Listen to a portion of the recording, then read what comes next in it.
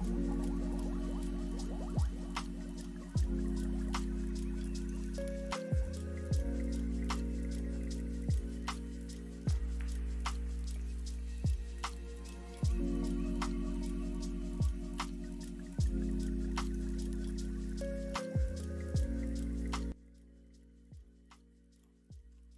guys, what's up?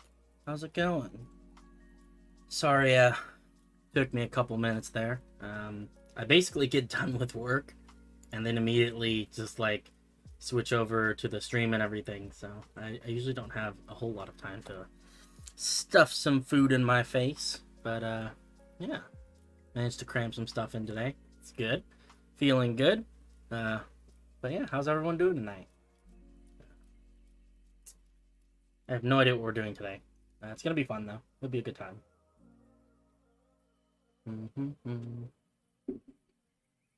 Alright, let's see here. Let's hop into the actual stream. I think I can do this. And there it is. Awesome. Awesome possum. Let's see here. Does this take me back to spawn? It does. We're in this room. Yeah, we've got stuff all. We're starting to get places, you know. We've got like a teleportation room. That's just how big this area has gotten. There are also a lot of rabbits, and I don't know why there are so many rabbits here. This is a lot of rabbits, though. This is a maximum number of rabbits. Look at all the rabbits over here. What happened to our chicken? Oh, there he is. Lord Chicken Poultry Boy the Third. I love it. Alright. Let's see here. So we should have one that takes us to something new. Maybe it's this one. Maybe they just moved it. Nope. Oh. Let's see. This is the other tree one. So at some point we'll have to set up a fast travel one that takes us to this other platform I got set up. But for now, we can go there manually. No worries. Let's see here. Alright. Where am I? I don't know. I'm hoping if I fly, eventually I'll run into something. Oh, I recognize that. Okay. I know where we are. Let's go see if we can find the, I know it's over one of the deserts over here. And it's not like the first desert, and I don't think it's the second desert. Just because I wanted to put it out of the way.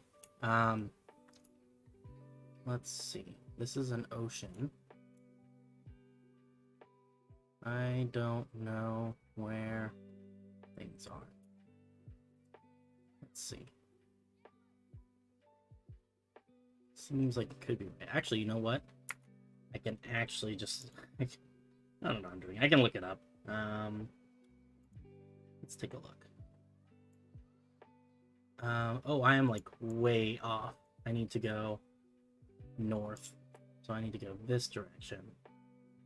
And then kind of this direction. I swear, I made this myself, guys.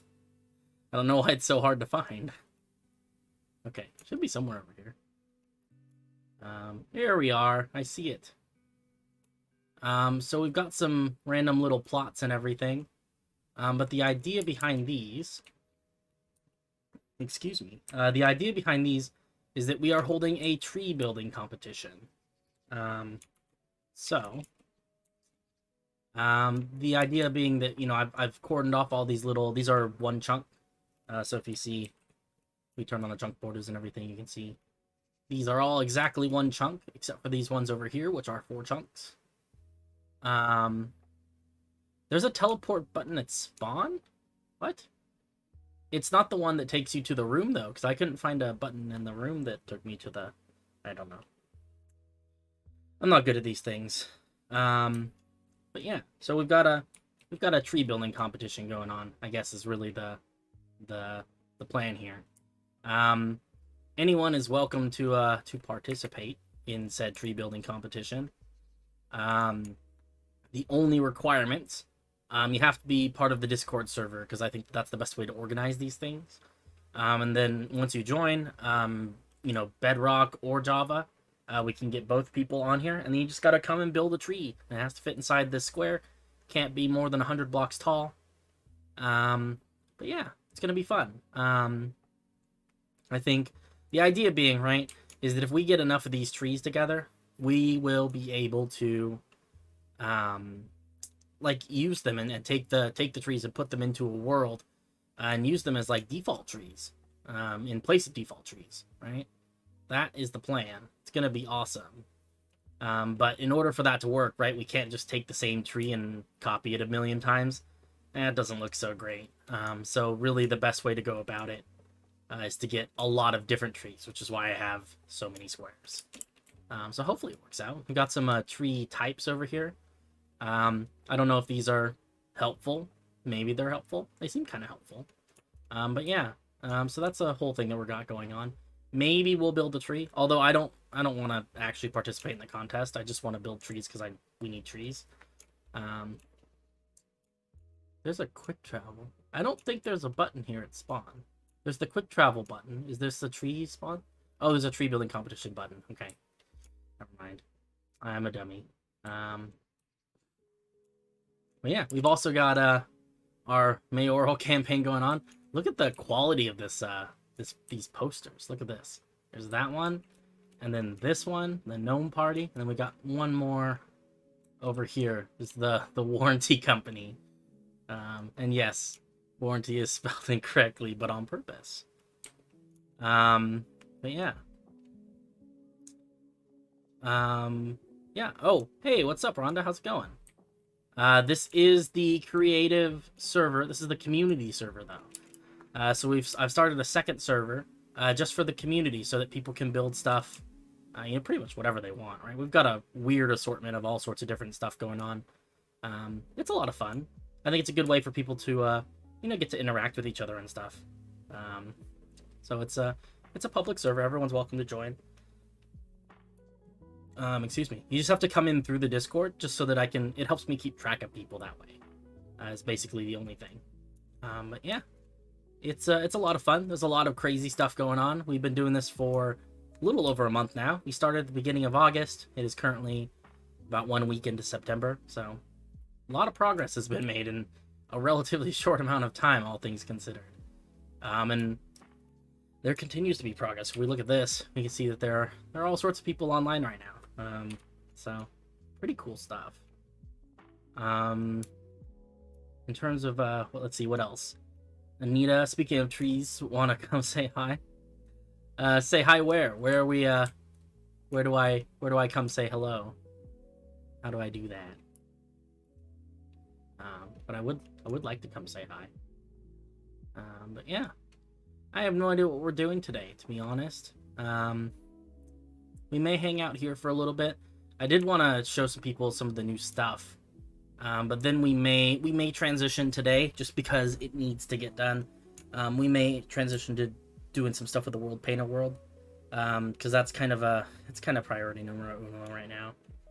So we're making slow progress towards that. I want to show some people around on stream though. There's a lot of new stuff. So we'll explore some of that. Oh, Anita's Gumpy. DP to us. Let's see. Uh-oh. Where am I? Oh, I'm in the end. Ooh. Oh, that's a shiny tree. Oh, wow. Look at all this. This is also one of the things I wanted to show everyone. It's just, I guess people have been building in the end, and I didn't realize it until basically just the other day. So that's pretty cool. But yeah, look at that. That's crazy. Like a crazy icicle tree. It is a good tree. But just letting you know, I don't think this one is going to be eligible for the competition, just because it is a little bit too large. But it is a very beautiful tree. I like the whole icy tree thing going on. Oh no! Someone drowned. That's not good. Yeah. I like the big trees, but the purpose of this competition was to try and get some trees that we could use in a forest. And I think this would be more of a centerpiece than a regular forest tree. Kind of feels like. But this is, don't get me wrong, this is extraordinarily beautiful. Really like the icicles. I think they're icicles or whatever it is that's hanging off of it, with the stained glass and the rods. Really, really pretty stuff. This is a very nice tree. I like the bark too. It's like it's interesting. I like the way that you've got the birch in there. And that gives it like the, it's the white with the little black spots and things. But you've also, like, if you zoom out, you can see that they've been using, what is this? Is this deep slate? Yeah. To add like larger scale dark spots on it, which I think is a nice effect. But yeah, let's take a look around the rest of the inn. There's not a great number of islands or anything so far, but the ones that there are fantastic. Do I have my... I don't know if I have... I do. I have my night vision turned on. So there's like... Oh man, there is all sorts of stuff going on. We got these crazy magic circles up here in the sky. Full of ancient runes and whatnot. We've got this adorable little... I don't know, is it a pavilion? I guess it's kind of a pavilion or a gazebo. Like a really fancy gazebo though. With like I don't know, we've got these like vines that twist around the pillars and stuff that I really like. Very, very pretty. This is also, I think, where the I think this is where the inn portal spits out. Could be wrong about that. Very, very beautiful stuff.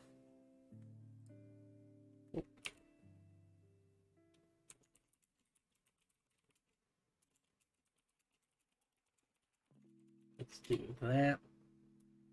Yeah, so people are welcome to build as many trees as they'd like to build. In fact, I encourage you to build many, many trees. But you're each person is only going to be eligible to win one of the prizes. Just because I feel like, it would be sort of unfair if one person was like really good at building trees and then they won like all of the top 5 prizes or whatever. I feel like that would be a little bit sad. It would just feel bad for everyone, I think. But absolutely, as many trees as you are inclined to build, I would absolutely love it, because we are in need of a lot of trees. But yeah, I love this little pavilion. We've got this cool little rope bridge, and then look at this building. I don't know why, it's just got such a cool shape to it. I like these patterns on the front of the building, with the, I don't know, like this part with the sandstone, and this part, and then also these parts down here with these like little bits of dark wood. I don't know, like if up close it doesn't look so great, or it doesn't, not that it doesn't look great, it just looks doesn't look as impressive. But when you step back, it's got like a really, really cool kind of pattern to it. I don't know. There's also some like floating crystals. We've got like a little outdoor garden space with some potted plants and saplings. And then over on this side, we have this beautiful, beautiful tree. I don't even know what kind of tree it is, to be honest, but it's a really cool tree. It's got like all sorts of different blocks. We've got everything from like glazed terracotta to like raw copper and nether gold and pumpkins, jack-o'-lanterns, I guess. Shroom light. What is that? Ancient debris. Lots and lots of stuff. It's truly a very, very complex tree. Very cool stuff. Let's see what else. Yeah, the exterior detailing in this building is really pretty too. I don't know. It's a good vibe. Oh, underneath there's also an upside down tree. So down here we have an upside down crystal tree. It's kind of anchored here on the bottom of the island, made with amethyst, and I guess it got little fruits on it and stuff.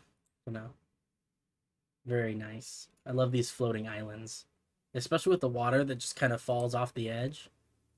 It just flows off the edge and then disappears into the void. It's pretty cool. But yeah, just the amount of detail that's gone into this. Look at these with the stained glass with the candles on top for like cattails. It's just a really nice detail. Lots of little things that really bring this whole build together.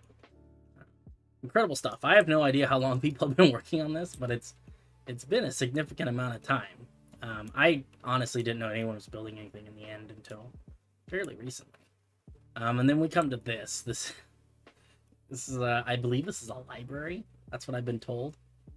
Yeah, I thought the server was dead. I was a little bit sad because I thought that because I hadn't seen anybody online, so I just assumed that that people were tired of it and everything, and that's okay.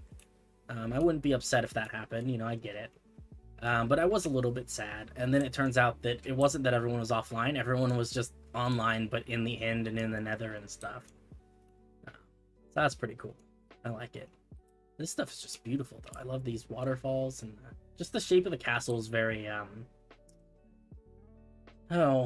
it's very, I don't know, it's very the end, I don't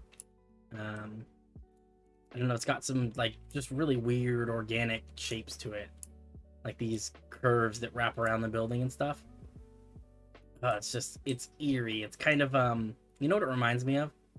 Like the Alien movies. You know how the xenomorphs, I don't know if anyone's seen those movies. I'm assuming most people have. But the xenomorphs have like their buildings are like weird and organic, and they look like parts of them look like they have bones and stuff. It's kind of what this reminds me of. Don't get me wrong, very beautiful, and just the details exquisite, but also a little bit upsetting in terms of just the vibe. Very cool though.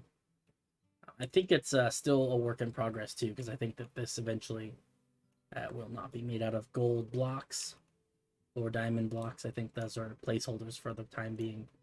You can also see there's been some artificial ruining going on. So there are parts of this that, I know in particular over here, this is like that, where this building looks unfinished, but it's actually, that's the way it's supposed to be. Like this castle is just sort of falling apart and open to the elements and stuff. I think that's a really neat detail. Keep calling it a castle. I think it's technically a library. Although, I don't think there are currently any books inside it, so, make of that what you will. This is very pretty, though. I don't know. It makes me want to just come and wander around, because it's just, there's so much going on here. There's so many different things happening all at once. Like, look at these windows with the end rods and the walls and the gates and everything. It's very complex.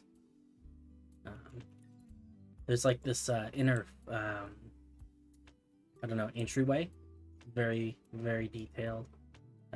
With the beams on the ceiling and I guess kind of, I don't know, like some sort of a ceiling edge decoration. I don't know what you call it. And then these patterns on the floor and the fountain and everything. Really, really beautiful stuff. Definitely, I feel like I'm learning things watching these people build. Because everyone around here is just, I don't know, they do just such interesting things that I never would have thought of. Just like look at the use of the gates and everything, I don't use enough gates, and it just looks really good though. So I mean, I guess what it means is I need to start using gates, right? That's kind of the thing. But yeah, people are doing some really amazing stuff in here. I'm always confused. There's so much going on, and I don't know how much of it is finished and how much is not finished, but very cool stuff. And this place, especially with the haze that you get from the purpley haze from the end, it's just kind of I don't know, it's kind of great. These buildings just get such a weird I don't know, like a color shift to them, kind of reminds me of Oh, like creative photography or something. Neat stuff. Let's see if we can figure out our way how to get out of here.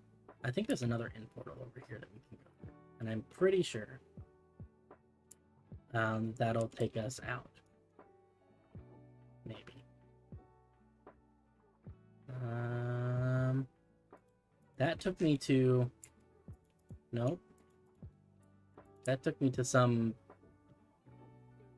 I guess this is the end credits for the entire game. Oh, man. Oh, and now I'm in the timeout box. Nice. Fantastic. Someone set this up a long time ago. Every time I end up at the spawn, it like automatically teleports me down there.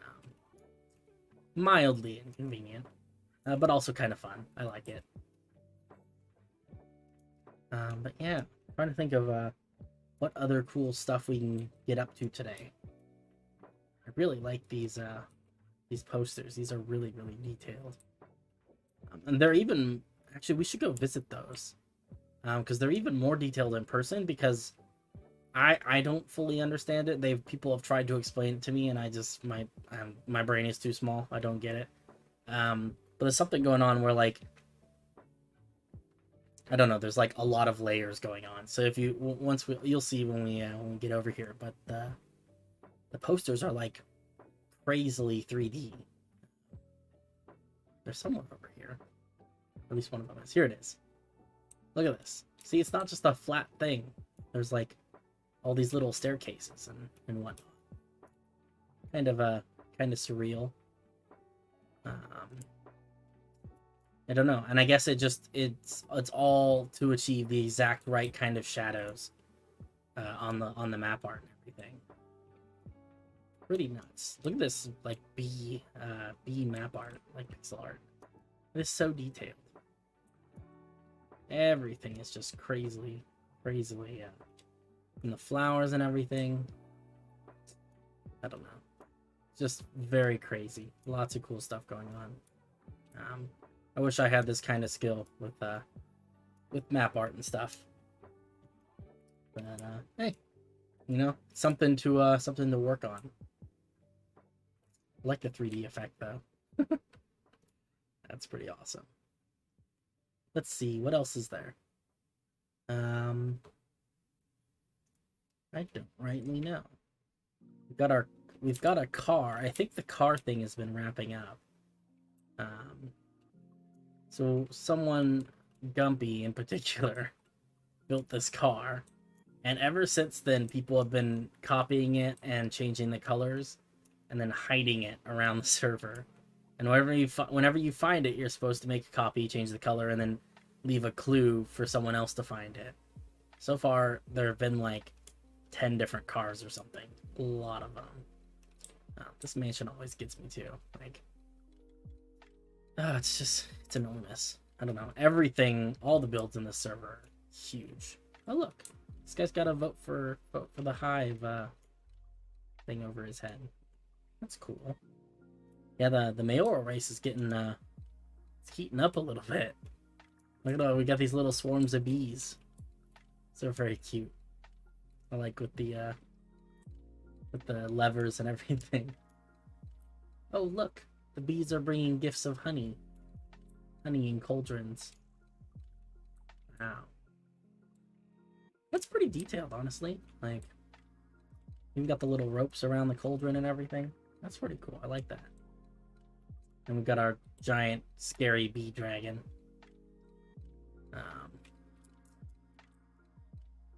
More of a bee wasp, I think. Like a derpy little flower that I put on top of its head that, for some reason, people have not gotten rid of. Which, if I were them, I would have, because it's not a very nice flower. I don't make very good flowers, but I don't know. Everyone else seems okay with it, so that's all right. Got lots of these portals popping up. Got a butterfly. If you follow me on Reddit, you've probably seen this recently show up in my feed. I don't know. It's another crazy build. Lots of cool stuff. Excuse me. Oh, we got the enormous Astro head, who now has like gold pimples. I don't know what that's all about. Probably a story there. Over here, this is eventually going to be the there's the original bee dragon. But this is going to be kind of a community mansion, so everyone's going to get their own room that they can decorate. I don't know if anyone's started yet, but doesn't look like anyone has yet. But eventually, everyone will have their own room. There's going to be this big map room right here. Yeah, it's a really beautiful beautiful building. I love this dome. And then over here we've got some we've got our little head balloons.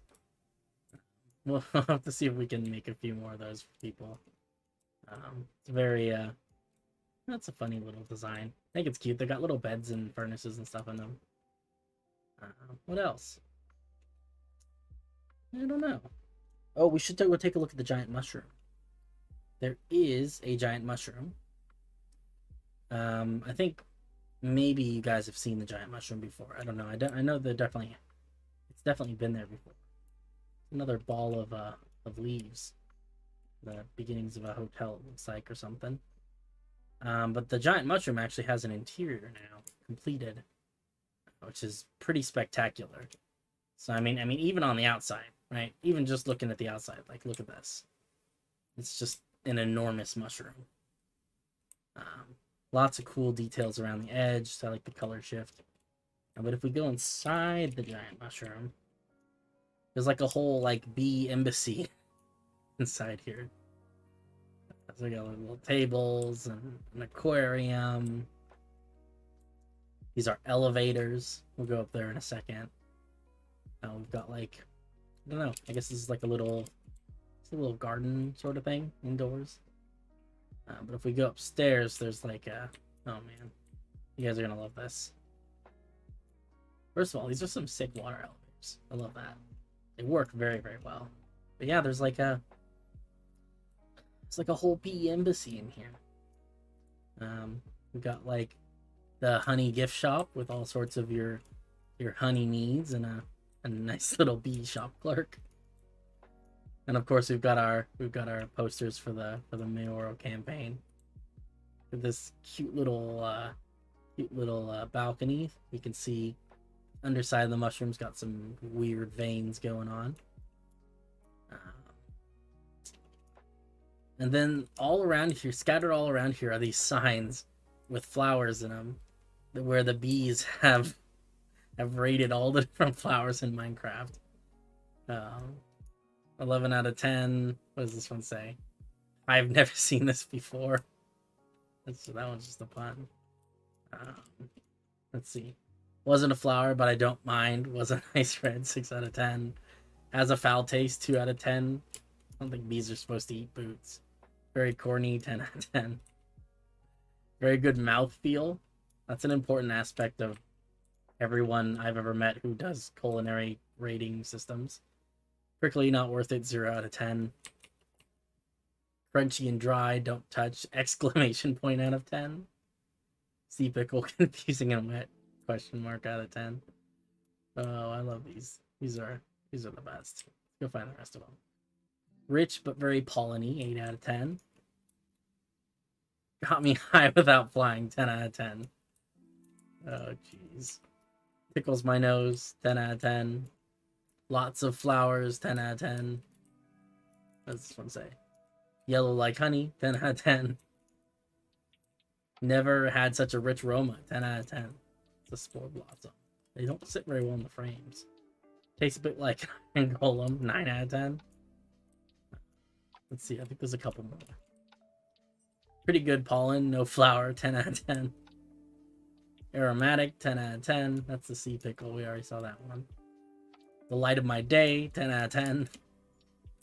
Lots of friends died to this one. Stay away. Sparkly, but sadly no pollen. 3 out of 10. Oh, this is for the no pollen things. Look, disgraceful. Very colorful. 10 out of 10. I like brown. 10 out of 10. I like the reasoning on some of these. And then they've got some people rated over here. Some people ratings. Oh, here's me. Be careful around this one. Would make good honey, not gonna lie. Slow, hairy friend. Friendly shroom. Has a good assortment of pollen. Shroom friend. Has a nice floral scent. Dangerous when not fed. Befriend. Disappointing lack of pollen. Probably not a good flower. Strange fellow. Oh, I don't know. It's just, it's these little things, you know? Oh, hey, what's up, Soup? Server IP. So if you join the Discord server, let me go ahead, because I always forget to put that in there. I always say I'm going to put it in there, then I always forget. But if you join our Discord server, there is there's a channel you can go to that's got all that information in it. Let me shove it in the chats real quick. Let's see. Where's the Twitch chat? Sort of a confusing process on my end. Just because I'm multi-streaming. Put it over here too. There we go. But yeah. If you are interested in joining the creative server and everything, just hop in the Discord. It makes it easier for me to keep everything organized and figure out where, who everyone is and where everyone is. There's like just a little Google form you fill out. Just some basic rules, right? Don't be a bad person, right? Be nice to other people. Don't destroy things that other people build. Pretty standard stuff. And then I'll get you whitelisted and you can come hang out with us. It'll be a lot of fun. All right. This is the top floor of the mushroom, which is honestly like probably the most spectacular part. This is like the mushroomy part of the mushroom. We'll fly up a little bit just to get a good view. But there's like an entire like ecosystem in here. First of all, like the sky is really beautiful. We've got all the little I think these are nether stars. I think that's what they're called. Yeah, nether stars and end rods. And then this beautiful moon that's built, like, I don't know if you can see this, but it's built at an angle along the ceiling, which is just kind of nuts. There's some white wool that makes these nice clouds. And there's all sorts of stuff in here. There is a drone. I don't know what that's all about. I'm trying to reach about your car's extended warranty. Yeah, there's mushrooms. We got like a little mushroom. I don't know, is this a gazebo? I don't really rightly know exactly what a gazebo is, but we got candles on top of hoppers for like little tiki torches. It's like a little house here. It's more greenery. Lots of trees. It's just really pretty. There's lots of cool stuff going on. Over here we've got like this weird floating pond. Held in place, I believe, by barrier blocks. And then a regular pond underneath it. Cool little tunnels and stuff. I don't know, there's so many different blocks that are being used all over this place. And all around the edge you can see there's this glass. I think it's the new tinted stained glass that doesn't let light in. So you can see out all around the edges of this. You can see out to the rest of the world and everything. Many glow squids died in the floating pond. Yeah, we couldn't figure out how to get them to survive. I don't know. Maybe eventually we'll figure it out, or maybe it's not possible. Oh, look at this. I've never noticed this before. It's like a little swing. I don't know. This place is really cool, though. There's lots of really, really neat things. And I think the part that's like most incredible to me, look at this tree. It's just that it's like every single thing, the entire mushroom, top to bottom, is completely built, by people, right? None of this is like default generation. None of this is schematics. Every single little bit of this is like, hand created. Some of it's created with, commands and world edit and stuff. But for the most part, I think the vast majority of these blocks were probably hand placed. And it just adds up to something that's just really, really, just really incredible to look at. So much going on here. I absolutely admire the creativity of all the people involved with this kind of stuff. Just really, really incredible to see. Oh, look, there's like a little house back here. I don't even know where all the stuff is in here. It's too much. There's too much going on. I can't figure it out. Oh, but yeah, mad props to everyone involved in this. I think it was mostly Gumpy. She was the driving force behind the mushroom. But look at this. It's a little amethyst pond on top of this hill. Crazy. Absolutely mad. Let's see here. What else is there? Oh, we should go see the mountain. There is a big mountain. I have to figure out where I am. Okay. I believe it's off this direction. Someone, I believe, somewhere over here. These are hobbit houses. Oh, there we go. -200, 600. So I'm in the right. Nope. Okay. We were heading in the right general direction. Oh, there it is. Yeah, look at this. I believe it's Oracle who's working on this. But yeah, this mountain is not natural generation, in case you couldn't tell by looking at it. This is all built up with commands and by hand and everything. I love the layering here with all the moss and the terracotta and the dirt and stuff. I don't know, just it's from afar and everything. It's got a really nice color to it. But yeah, there's all sorts of these little nice, cute little Asian buildings, Asian inspired perhaps, sprouting up all over this place. Like little bridges with I don't remember what they're called. I know there's a word for these. The Japanese gate things. I forget what they're called. I think it's like Tori or something like that. I apologize if that's not the right word. But yeah, I don't know. These buildings are really spectacular too. Something gate. Is it Tori? Okay. I thought it was Tori. I got it right. Yeah, look at all the detail with the trap doors and stuff. Look, there's even signs on here just to give it like that extra little bit of shape. Really, and it does a good job, you know, just bringing it all together.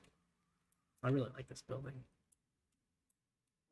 I like the quartz and the granite, and these. I like the way the roofs are supported. They've got these little, I don't know what you call these, little doohickey majiggers that hold the roof up. I don't know. I think they're cool. Lots of neat stuff. But yeah, I can't wait to see how this whole mountain comes out overall. You can see there's some.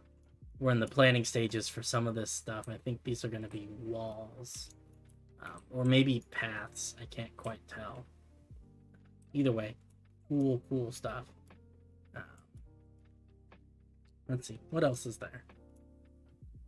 We got our little hobbit. I don't know. I think this might be Ivan. We got all these little cute little hobbit houses. Some of them even have like little rooms and everything inside. This is all very cute. I love these little gardens with the bushes for the little hedge fences, I guess you call them. It's really cute. He started laying out roads and stuff too. Where does this one go? I guess that's kind of the extent of it. It does. It sticks out from the landscape though a surprising amount, you know, all things considered. Let's see, what else is there? What is this? Wow, that's pretty. I don't know what this is gonna be, but it's gonna be pretty awesome. Is what it's gonna be. I like the trapdoors. It's like a nice touch. There's a little garden that Finn has been working on. Very cool. For a while, it looked like, was it the flag of Denmark, I want to say? Not good with my European country flags, but it was red with like a white cross in the middle. Many jokes were made. What is this? This is a stack of crafting tables. For what purpose? I have no idea. But it exists. That's a thing. All right. Anyway, this is where we've been working. We've been working on this little sandcastle over here. It's been quite a project. It's a very classic Astro project where I started out with like just this building in the middle with the little white dome and then this little like teal roof in the front. Originally that was like the whole thing. And then I was like, oh, well, let's just add a couple other buildings. You can see we've mostly detailed this one out.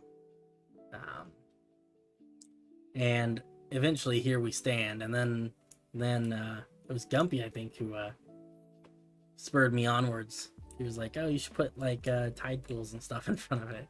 It's like, oh, that's a cool idea. And then this happened. So it's a work in progress. We're getting there. I don't know if we're gonna do much work on it today, to be honest, because I don't know. I'm not entirely sure what I'm doing with this building, and there's a lot of like random stuff going on with it that I haven't quite figured out what I'm gonna do with it or how I'm gonna do it. We will get there eventually. I mean, it worked out okay. It's a nice sandcastle. It's just very complex.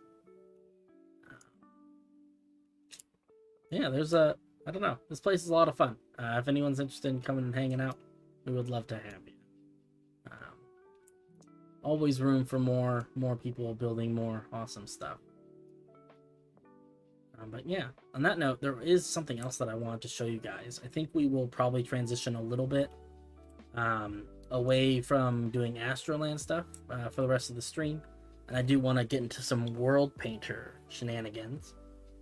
Just because it's something that oh my goodness, it's something that needs to get done, and I've been putting it off, if I'm being completely honest with you guys.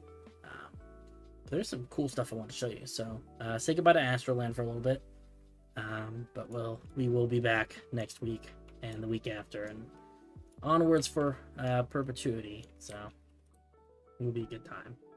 All right, let's disconnect from this for a moment, and then let's go. All right, so this is pretty cool. So this is what I've been working on recently.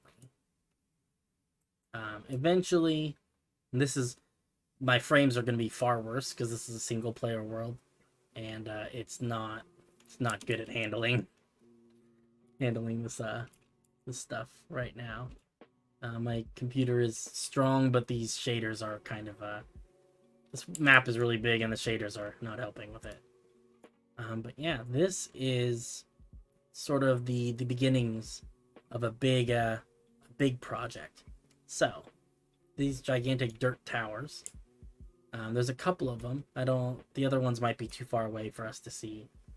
But eventually those actually are marking out the area where we are going to cut and paste the entire city of Ilias. So the whole big city we're building on top of the mountain, giant tree included, walls included, mountain included, is all going to get cut and pasted right in here. So it's a little bit hard to tell the way this is put together right now. But this right here, right around here, is where the city is going to be put. And I'm actually going to change the time again. Time does pass in this world because it's single player, and I just didn't take the time to stop the clock and everything. It's not really worth it. Let's also get rid of these because I don't need these. Don't need those. But yeah, so eventually we are going to cut and paste the whole city right about here. And this is going to be what is around the city, which I think is really neat. Currently, it is filled with these custom trees from a schematics pack. that I downloaded by, I'm gonna mispronounce this name, but it's a YouTube channel called Lord Dakir. I don't know. But he makes absolutely phenomenal videos about World Painter and about Minecraft in general. Definitely, if you get an opportunity, check him out. But yeah, these are some custom trees that he had in a downloadable little schematic pack, and I'm just borrowing them for the time being, just so I can get a forest in place, so I can get an idea of what this place looks like with lots of trees. Eventually, I hope to create. Oh, there's another one of our dirt pillars. Eventually, I'd like to create, you know, our own trees, right? Get our own group of trees going. You know, that's part of what this whole tree building contest is about. So I'd like to get a lot of these custom tree designs, and then be able to take those and populate them as we've done here, all around this map. So I think that would be super cool.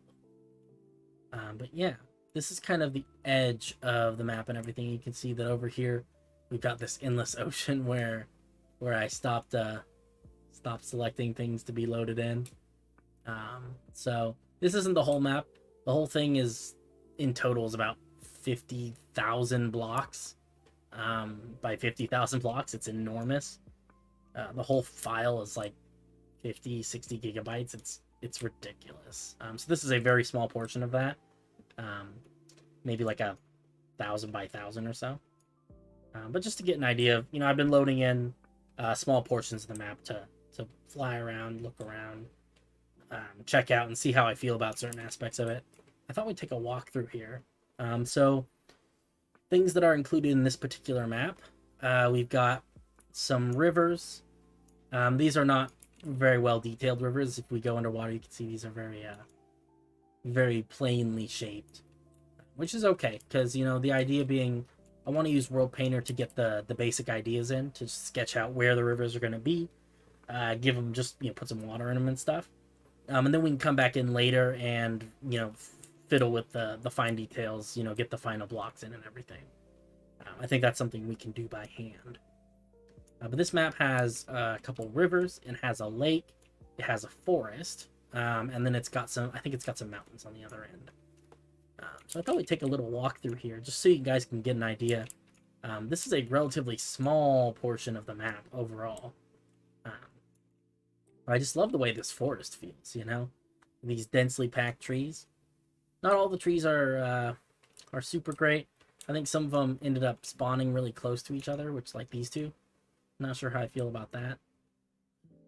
But, and then there's a couple of these that I guess just came with little blocks of orange wool attached to them, so just kind of ignore that. Let's see if we can make our way through here. There's also some rocks, but I'm okay with the rocks. Maybe rocks are kind of something that we need to do by hand, though, perhaps in the future. I think if we walk this direction for long enough, we should run into the river again, because it kind of winds its way through here. And it's just, I don't know, it's nice that we can look up and see little bits of the sky as we walk. Let's get kind of glimpse of the river again. Somewhere through here. Maybe not. Maybe I was just seeing trees.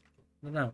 This forest is pretty enormous, though. But I think it'd be fun, you know, I mean, ultimately, I think it'd be fun, you know, for this map to be a place. Let me make sure I'm walking the right direction. I am not. I need to be walking north.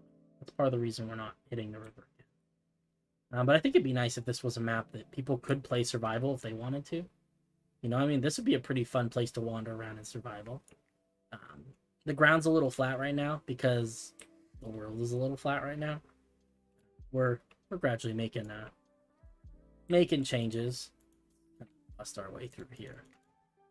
Somewhere over here is water, I believe. I like how it gets dark, though. We have these little dark patches where everything is completely obscured by trees. I think that's pretty neat. It's kind of a neat effect. It is starting to get to be later in the day, too.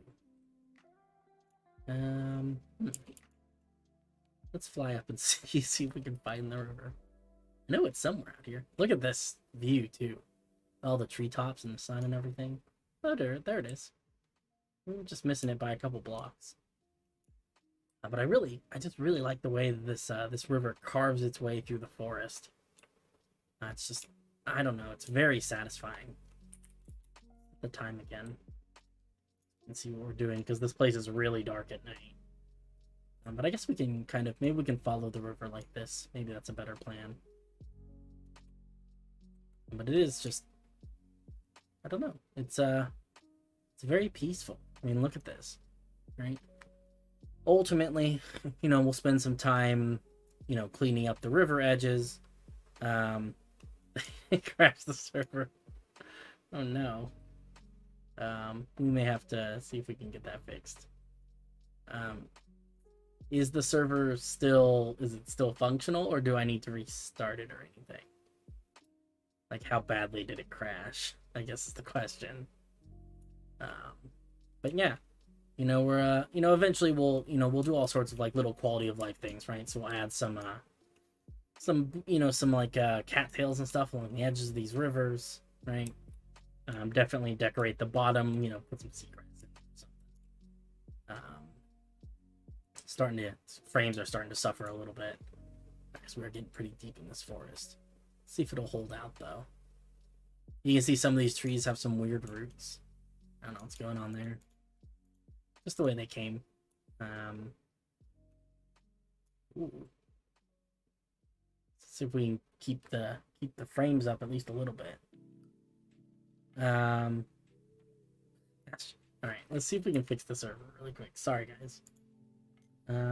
Let's see here. Server.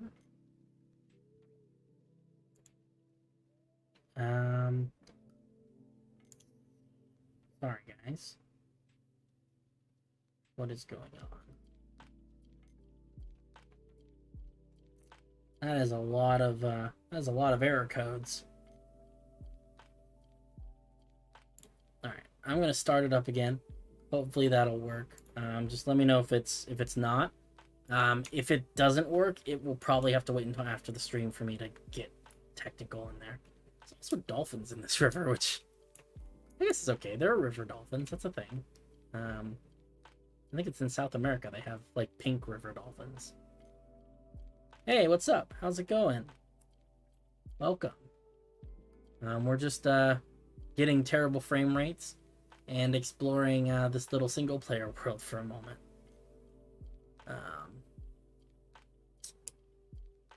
Oh, I like this. This is nice. Where the river expands just a little bit around this bend. You get this like little, almost like a lake, you know? It gets wider and then it narrows again. I like that a lot. Ooh. Frames are suffering. But over here, I believe this is where the lake is. So that's cool. Hopefully, we will be able to retain enough frames that we can look around the lake, but who really knows? These single-player worlds are a little fickle. Yeah, definitely sandbanks. I think I've got sand added in the new... I keep updating this and doing more things with it. Yeah, so here's the lake. So this would be Lake Atheni. And technically, this area over here with all these trees would actually end up being less. There wouldn't be any trees. There's going to be a little town there called Warm Crag. And then over here on this side of the lake, where this little part protrudes, is another little town called Embersteel. So a lot of this stuff is sort of already mapped out on some level. Let's rest here for a second and see if we can recover some of our RAM. Oh, excuse me. Oh my goodness. I don't know where that came from. But yeah. It's I don't know, it's beautiful, right? Like, it is stunning to me. Just, you know, I mean, this is, I don't know, this is a handful of hours of work in World Painter. But it's just stunning to me how real this looks. This looks like a real place. Feels like a place I visited at some point in my life, you know? I don't know. Looks like a place my dad would say, you know, grab your fishing pole, you know? Because it's just, I don't know. It's got a really good lake vibe, and I don't really know how we came about that. Also, I've got 7 frames per second. I don't really know what's going on. Oh yeah, the land height definitely does, because right now the entire thing is just a flat world. There is no height variation in this area with the lake. So we'll mix it up a little bit. Let's fix this to me. Yeah, that's definitely something it'll come with time, you know. I don't know how much longer my computer is going to be able to handle this. Trying to load in too many chunks. We may have to save this just because or turn our render distance down. Let's do this really quick. It does this every once in a while. Okay. It is currently no longer trying to render in like all the trees from behind us, so that's helpful. That lets us get some more reasonable frame rates when we're looking at the rest of this. But yeah, there definitely will be. There's going to be some height variation. There's going to be mountains and stuff. More mountains. We've got some mountains, which is what I wanted to show you guys. And eventually these mountains will also have trees on them and stuff. Probably not all the way up, but some trees. Here's some mountains. They're not perfect. They're okay. It's a good start. And I like this. I like the palette. Got some gray wool and some clay in there that I think gives these mountains some nice color.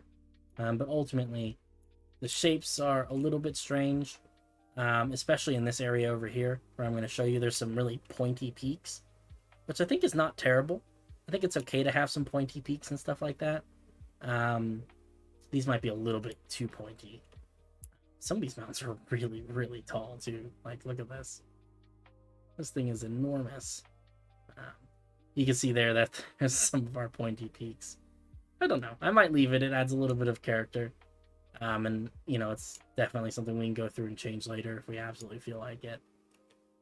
This mountain is real tall. Where are we? What height level? We're at 250, so this is basically as tall as mountains get. In fact, this one might be build height. 253? And 254. This is about as tall as they get. Truly enormous. But I think it's cool, you know, I mean, so right now, you know, they're mostly bare stone and stuff. Eventually, we're gonna nestle some trees and things in there. We're gonna make some of these peaks a little bit less pointy, because some of them are kind of stabbing the sky currently. A few of them might be nice, but I think there's too many. Like, some of this is just a little bit crazy. But it is overall kind of just a neat area. I don't know. These are so much better than the default Minecraft mountains, you know? We also have this area that I'm slowly working on. This is going to be like a mountain pass, and again, it looks real janky right now. Mostly just been focusing on figuring out where the pass is going to be. But that's going to be a way to get through the mountains. If we go back this way, we'll be able to see some of the more reasonably shaped mountains. These are a little bit shorter, a little bit less pointy. Still very beautiful, though. And it looks, honestly, like I've added trees before. I took the trees off just so I could see the mountains a little bit better. But it looks really good with trees. It's really beautiful. This whole area is really nice. Got some weird banding going on with the snow. Not sure what that's all about, but it's something we can navigate. You know, this is step 1 out of like 100 to getting this stuff figured out. Yeah, this is some other stuff that I've been playing around with. So these are like, it's like a water layer. And this is for creating these little streams and stuff that flow down the mountain. So currently, this is, again, it's a little bit weird because we've got like water layers that just kind of sit on top of the land, which is strange. I think it's something ultimately we'll be able to fix, but a little bit odd right now. But over here, see, we've got all these little streams, and they all come together. There's some blocks that we need to remove in there. But the overall effect is pretty nice. We've got another one that comes down through there. And it lets us have these rivers that move down the terrain, as opposed to, you know, it's always difficult getting water to flow downhill in a game like this without it being like down a steep hill. This is something I was experimenting with where I tried to carve a channel and put water in it, and instead we just get weird concave water. Just that's a little bit odd. It was a good idea. It didn't work out so well. Change the time again. Oops. Yeah, I think it's pretty cool. How's it going, Epic Gamer? Welcome. We're just looking around a little bit at this little world painter world I've been working on. We've got some mountains and some forest and some little ponds and some little lakes and things like that. This has got to go because that was originally going to be one of the rivers and it just didn't work out. You can see that where this one enters this lake, there's like this weird... Yeah, I don't know what that's all about. It's not good though. My frames are dropping again. But yeah, so I figure we'll go into World Painter if we can manage it. Do a little bit of stuff in there, see if we can get some of that figured out. And I'll show you how it is that I do all this stuff. So let's exit out of this before it kills my computer completely. And then let me see if I can get let's see if I can get World Painter set up. Unfortunately, World Painter is kind of it's a really nice program, but it's just, oh man, especially working on a world this size, it really takes it out of my computer. It really kills things. Not a great way, but it is I mean, it is super cool what it can do, so honestly probably shouldn't be upset about that. Let's see here. Okay, let's see if I can go to my World Painter thing. Hopefully this will capture it. Nice. Let's just load this world in, and I'll show you guys, yeah, what I've been doing and how it all works. All right. Loading this, and then every once in a while it's going to auto-save. It takes a really long time too, but I can't be mad about it because, like, it is an enormous, it's like a 50 gigabyte file. It's stupid big. So you can see here I've added some little bit of sand to that lake there. But yeah, let's zoom out a little bit, see if we can get. So here's what we have so far. This is the whole enchilada. You can see here I've overlaid a picture of the map and I've scaled it to fit with the size of blocks and everything in this world. So this is roughly, very roughly, right, what the city is going to look like in this world in comparison to the size of this map, right? As you can tell, there's a lot going on. The city, this square right here is 1,200 blocks across. It's pretty big. It's a good size chunk of land. But it's, compared to this whole little valley we're in and everything, relatively small. So there's a lot going on here. But we've got these nice mountains that we've constructed. I'm really happy with these. I think they came out pretty well. Turn off annotations too. Let's see, just like that. All right. So here's that mountain pass that I was showing you guys. And then here's the weird pointy mountains that I'm not so fond of, but I honestly probably will keep. I think they're good. They're not the ones that I would have chosen, but hey, what are you gonna do? But you can see already that we've done some job to, roughen up this terrain a little bit. This is gonna be where we put a little town. This is gonna be the town of Wormcrag. So up here on this little hill. Is going to be like a little mansion, and then the rest of the town will be spread out down along this slope and everything. There's going to be a bridge here, I think, across this little river. I just recognize that you guys can't really see my cursor either. Let's see if we can get there we go. Hopefully you guys can see this. But yeah, right across this river mouth here, there'll be a bit of a bridge and everything. I think that's going to be nice. You see this, these rivers are very, They got those lazy circles. I really like them. Actually, this is the part that I really liked on that one part where it gets wider. I thought that was really nice. So maybe we'll have to do some more of that. Some of these other river bends.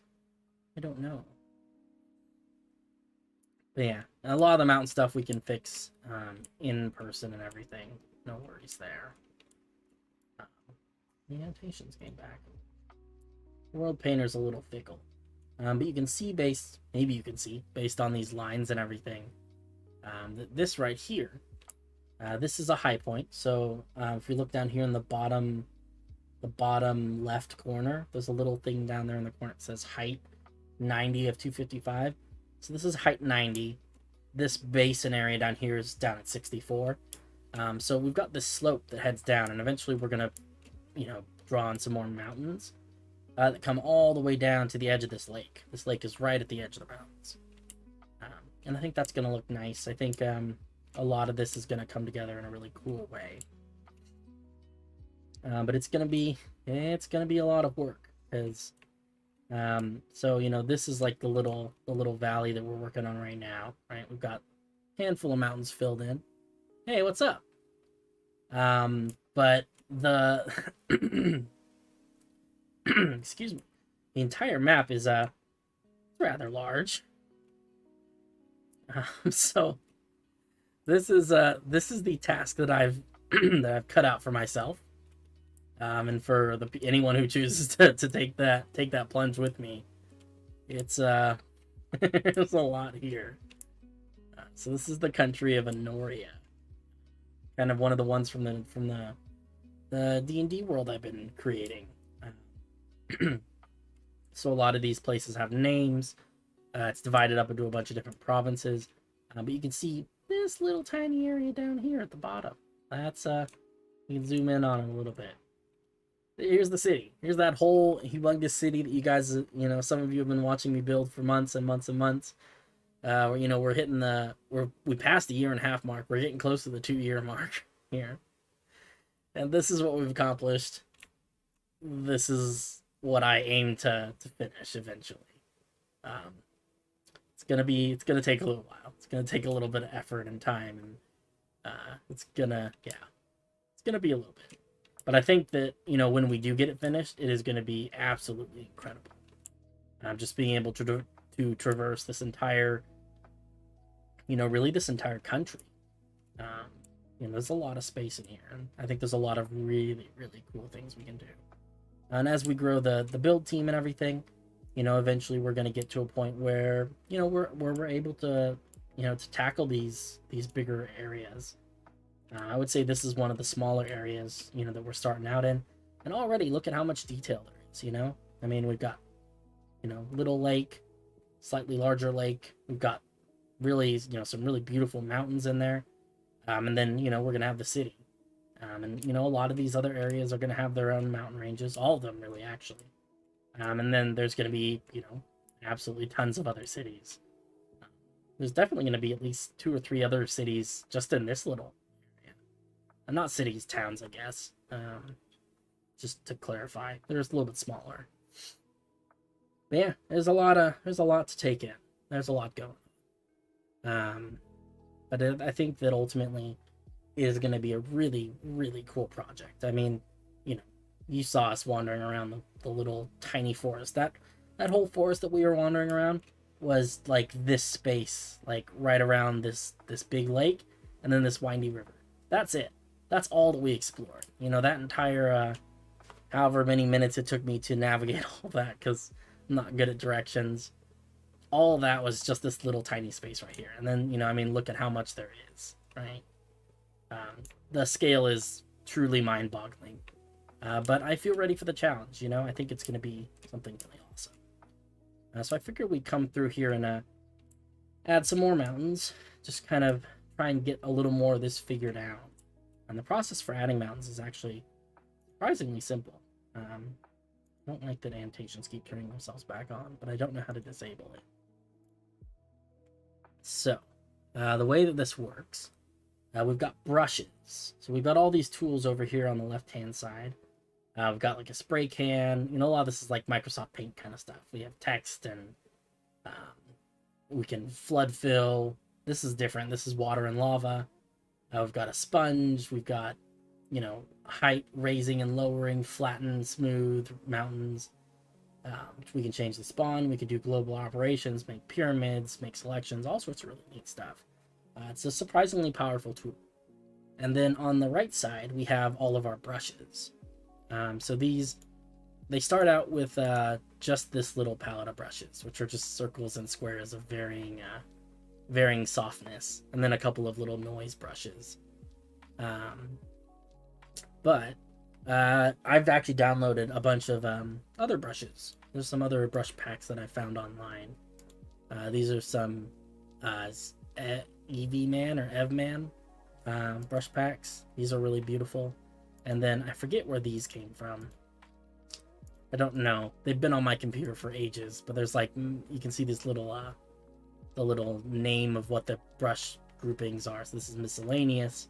We've got cracks, we have hills, terrains, mountains 2.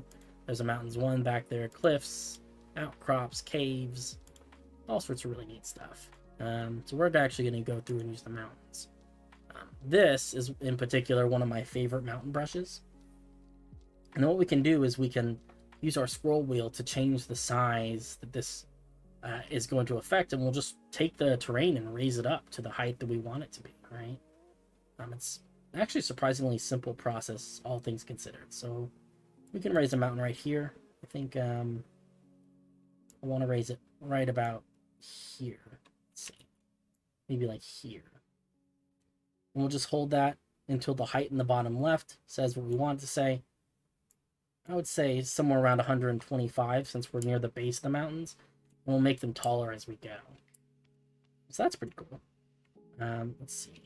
Rotate this, make it a little bit smaller, and then rotate it into place, and it's going to autosave. I guess you guys can't see that because you can't see the little windows that pop up on top. It autosaves from time to time because it's such a large file. It takes absolutely forever. But yeah, the mountain brushes are really neat. I think it's cool that it I don't know, that it makes it so simple. I mean, they're literally just black and white height maps. Technically, you could make these in Photoshop and use them, you know, like that. I don't have the skill to do anything like that. I'm not nearly cool enough. But theoretically, you could do that, something like that, if you were inclined to do this sort of thing. And then you'd be able to, create your own custom mountains, custom brushes to use, which would be, oh man, that would be some next level stuff, let me tell you. I currently do not possess the skill for that sort of thing. So I will I will make do with the little ones that other people make. I'll take advantage of their expertise. Yeah, still auto-saving. Sorry about that. There's an option where I can turn off auto-saving, but I feel nervous doing it because every once in a while this program just gets weird and just randomly crashes, and I don't fully understand why, and I don't want to get too much done and then have it have some issues. Raise this up probably to about 100, and then you guys won't be able to see this, I don't think, but I can actually take a look at this in 3D and it'll tell me about what it looks like. I'll have to figure out how to enable that for the stream because I think that's something people would like to see. But yeah, I think this is good. This kind of helps define the edge of the lake. It also tells us where this river is coming from a little bit. I think we can bring this out a little bit just to the edge of the river as well. Then we'll just kind of do that over and over again. So we're going to take this one, we're going to rotate it a little bit, and then I think we'll kind of stick it right in here. Raise this part up to maybe 115, 120, maybe something like that. And then, I mean, I'm sure that there's a little bit more rhyme and reason to it, but for the most part, I mostly just grab the brushes that I think will look good. I've got a fair idea for a lot of these, what they look like now. And, I'm just picking the ones that I think will look good and using them on the terrain. So we'll raise this one up to about 130 or so. It's a little bit higher up on on the edge of the map and everything. You'll also notice that all these are green right now. So the reason those are green and these are not green is because I've actually painted these with some terrain. So we go down here, right here. Got these little custom terrains set up. So if we edit this, this is made out of gravel and cobble and dirt and coarse dirt and a little bit of dead coral and mossy cobblestone. And it's all divided up into these little, it's some blobs. And I can actually paint with that based on a number of conditions that are outlined down in this bottom right corner. So I can do above a certain height level or below a certain height level. I can do it at different angles. I can do it not on water. I can do it only on water. Stuff like that. It gives me a lot of control over what the end result looks like. Like, so for these mountains, what I've done is I've done everything above 25 degrees is going to be this darker stone mix with, a bit of dirt and gravel and stuff in it. And everything above 40 degrees, right? So things that are a little bit steeper, the steeper sides of these mountains, are going to be made out of this second mix, which has clay and light gray wool and stone and andesite, I believe. And then whatever doesn't fit either of those criteria ends up staying as grass. And then I can put a little dusting of snow at the very top. But yeah, it's a very fun tool. So the idea behind this area that I'm currently trying to kind of get figured out, the original plan I had was that this little peninsula that pokes out down here on the bottom right, this was going to be a little town called Steel, and the idea is that they've got a ferry that goes across the lake in this middle area and connects up with this little part that pokes out over here. And then there's a tunnel that goes through this mountain range on this side. So that's, that's a big plot point in one of the adventures I ran. But what that means is it's kind of a little bit backwards, but we need to shape the terrain in a way that story makes sense, right? So what that means is that no one's going to take the ferry across the lake if this area over here is easy to walk on, right? The only reason you take a ferry across a lake is if it's not accessible any other way, right? So we have to do what we can in order to bring the edge of this mountain range all the way up to the water line so that this area is really pretty darn impassable.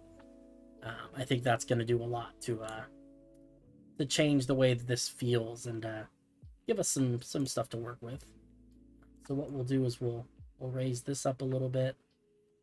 This is going to come up pretty high. I think a lot of things on this side are going to come up fairly high just because I want them to, to be pretty impassable terrain. I think that makes sense. We're going to use a few more of these. Let's see here. I think this might be good, kind of right here. Make it a little bit bigger. And we'll bring this all the way up to 130 or so. That makes this fairly impassable, and then we'll need to put something smaller down here just to make this sort of a steep cliff edge.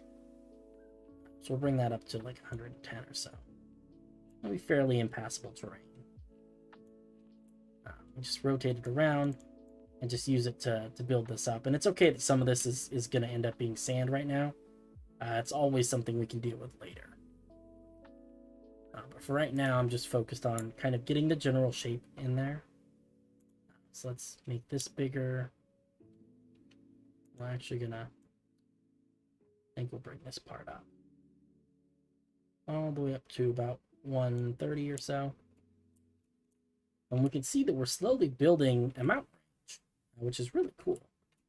It's just, I don't know, it's wild to me that I can just click some buttons and boom, mountains, I am going to leave this part down here relatively flat, because I would like that to be kind of a landing spot, right? So you come up, take the ferry across the lake, and then there's a little town over there, right? Maybe a pretty small town. Maybe some of it's built up on the mountain face. And then, the central part of the town, probably somewhere kind of centrally located in this mountain range part, is going to be a big tunnel, right? A big gate that leads directly into the mountain. So that was one of the story beats. Was that there was a the only way to get across this mountain range, the only reasonable way, given where the party was to take this tunnel, and that led them into the Underdark. And there was a whole adventure with some encounters with drow and stuff like that. It was a lot of fun. I imagine that this tunnel was dug. The digging of this tunnel was probably a really big deal. It's a major trade route, I would think, given this particular area. A lot of the areas in this country are sort of surrounded by mountains. It's a fairly mountainous area. And so getting over these mountains, you have to either find really nice, clear paths through the mountains, which is rare, or you have to, find ways over the mountains or under the mountains, or, try and go around. So, what ends up happening is you end up with these very, relatively complicated structures, right? So we pop out in the mountains on this other side. There's probably like a major port town. I would put it probably over here. And this would be, a big destination that people need to get to. And the only real way to get there, right? If you're coming from this city over here, going this way, I mean, you could go this way, right? You could take a boat out of the bay and around all of this. Well, that's going to take you a really long time. That's a long journey. Much easier would be able to be, to come up to this lake and then take a mountain pass right through the heart of this mountain and then, cross some relatively flat land. But digging a tunnel that size is, that's a daunting prospect. So, I think a lot of it just kind of comes together in the end, right? To create, I don't know, just kind of a neat, it's a history, it comes together to create real history for this, imaginary world, which I think is I don't know, it's a pretty cool thing. Let's bring this up. And again, I'm really just looking to make this terrain just not fun to cross. I want it to be an area where people are like, oh, I don't want to go there. That's too much effort, right? There's too much there. I'm just gonna flip this around.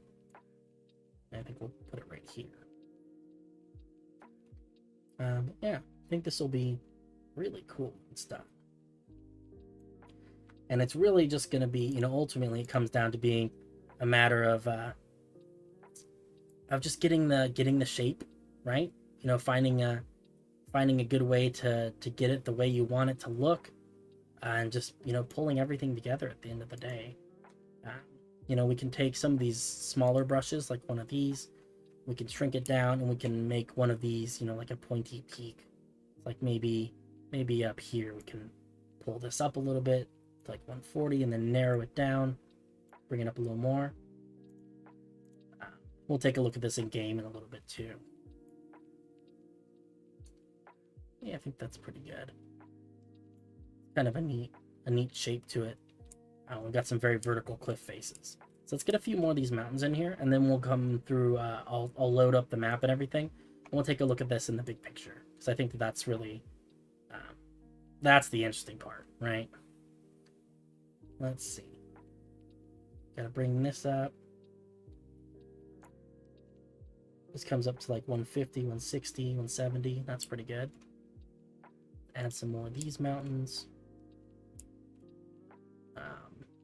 We don't want too many of these because these are relatively not steep. They're relatively traversable, I think, overall, which is actually not at the moment. We're looking for pretty impassable mountains. Slowly bringing stuff up. Oh, catch you later, Gumpy. Have a good night. I know it's pretty late for you, so thank you for stopping by, though. Appreciate it. Let's see. Bringing this up, bringing it up to like 140 or so. Nice. Flip this around and use it again over here. A lot of this is just feel. I don't know if there's really any right or wrong way to do this. At the end of the day, a lot of it comes down to just, what do you like? What do you think looks good? Really really a lot of it's just personal preference, I think, on some level. But we end up with some really beautifully complicated mountains. Like this is not something I ever could have drawn by hand. You know, it's just there's too much going on. So I think that's one of the real strengths of this process, is that we're able to get such complex shapes. Oh yeah, definitely. We'll what I'm probably gonna do is I'll finish up a few more of these mountains, and then we'll load this this map in, and we'll wander around it a little bit. Oops, that's a little bit too much. Let's only do this down to like 120, 130. There we go. That's a little better. So yeah, it'll be really good though. Bring this out. This is a good spot, because we really want these mountains to be just oppressively large for the most part. Let's use this brush. Let's bring these peaks up to, I don't know, 130, 140. And then we'll add a little bit of a little more detail with one of these sharper brushes. So we can do like this to add a little bit of height, a little bit of additional height. And then we can bring this out like this. This will really add a little bit of spice. It's the spice of life. Yeah, we're getting the mountains in now. Right now they're all green, and it's auto saving. Yeah, I'm glad I zoomed out when I did, because now we have something nice to look at. Yeah, you can see Finn. I don't know how long you've been watching, but you can see in the bottom left corner, that's where the city is gonna go. So I've got like a little overlay. It shows me, and that's to scale with the rest of this terrain and everything. So that's where the city's gonna go. We're currently hooking up some rivers and stuff. This area is really pretty. Just, I don't know. I'll probably add in some trees and stuff so we can wander around and everything, because it's a little boring without the trees. Maybe I won't. I don't know. I actually probably won't, because I do need to see the mountain shapes to make sure that they look the way I think they're gonna look. But yeah, this really is gonna be. It's just gonna be next level. You know, the complexity of some of these mountain shapes and stuff is so much more than I ever could have accomplished by hand, that any of us could have accomplished by hand. It's there's a lot going on there, but I think it's gonna be really neat. You can see I've drawn in some other little rivers and some streams that come down from the mountains and everything. Yeah, and the distances on this are just so just to give you an idea, Finn. So here's the city, right? This is us. This is everything that we've done in the last year and a half, contained in this little 1200 by 1200 square. And this is the scale of the country that I'd like to eventually get done. So it just kind of keeps going for a little while in a lot of different directions. It is quite large. You know, and ultimately I'd like to get a lot of this filled in. I mean, it's going to take some time, don't get me wrong. I mean, it's going to take us a long time just to fill in this little area right here, you know? This little tiny blob is our whole city. So it's the scale is just unbelievable. Yeah, let's rough this terrain up a little bit. So I'm going to go through like I did over here, add some hills, some foothills and stuff. Maybe we'll throw in a few trees just so that we can see those, and then we'll load it up and also paint it. Painting it would be good. Let's find our hill. Terrains, mountains, hills. What is this one? There's one of them. Pointed hill. I think this is the one I was using. A lot of this is just kind of you know, pulling these shapes together. Okay, making this a little bit smaller.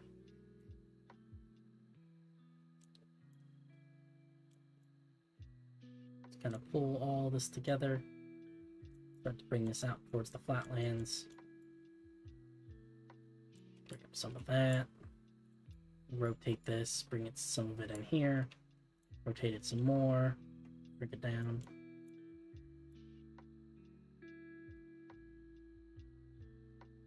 Just give it a little bit of shape here. And I think this will help a little bit. And also just add a little bit of noise. I think that definitely helps just keep the terrain from being too flat, right? I think this is probably good. I do want to make sure I hit the foothills though and really blend those mountains in, because they have a tendency to stick out like a sore thumb if we don't do a little bit of blending. Add some stuff here, and then we'll get out the smooth brush. We'll make it really small, and we'll just go around the bottom of this just to really combine the shapes a little bit. And then there's another brush that I've been using. How easy is it to put a pre-done map like the city into a larger world painter map? So really all it takes, as far as I can tell, because I've done a little bit of this, all it takes, I mean, you make the entire map in World Painter, and then you export it as a Minecraft map, and then it's just a matter of, pasting the structure files into the regular map. I mean, it's the same as putting structure files into a regular Minecraft map. The only difference here is that this is a really big map. It's really the only thing that holds us back. Let's see. We've got, I swear to God, there's one that was literally just called like rock outcroppings. Swirly. Volcano. Blurry noise. I thought there was one. Cracked hills. Hills. Mounds. I don't know. Maybe I'm insane. These are cracks. We don't want cracks.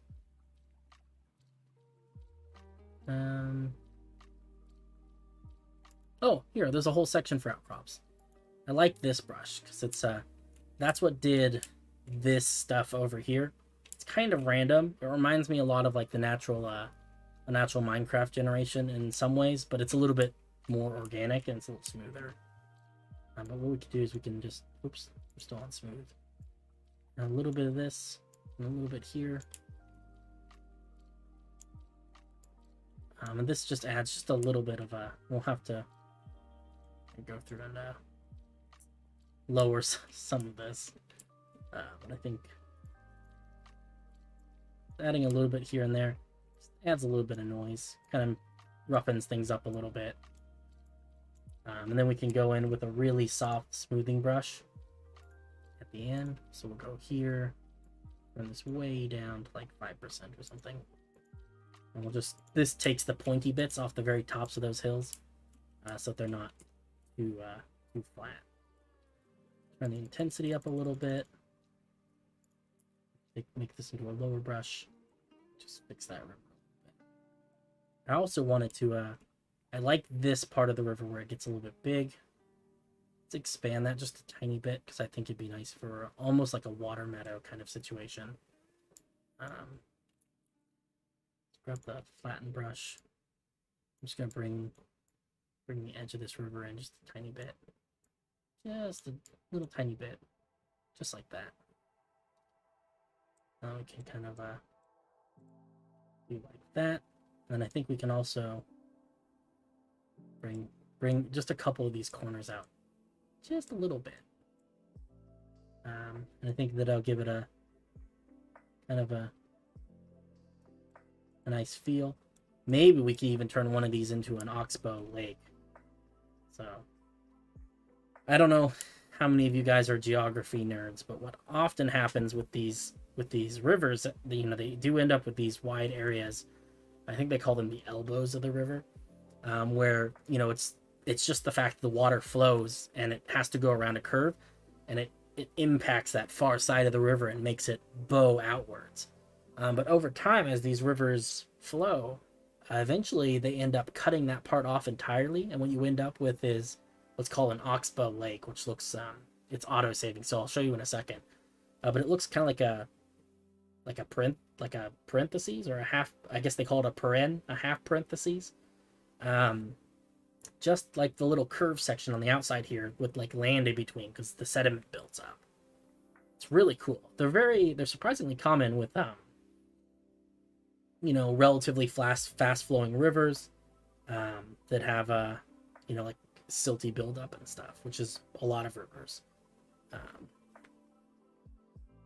me see if I can demonstrate, and then we'll paint this, load it up into a map, and we'll explore, fly around a little bit.